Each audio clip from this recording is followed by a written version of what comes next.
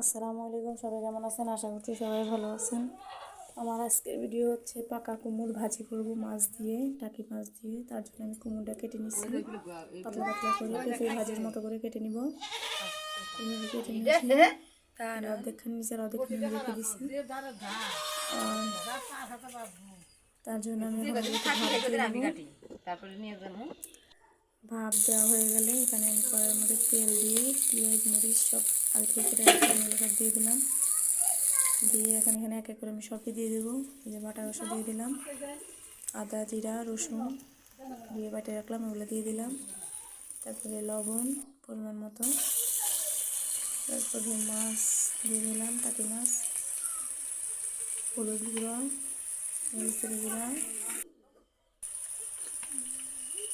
দিয়ে একটু নাড়াচাড়া করবো।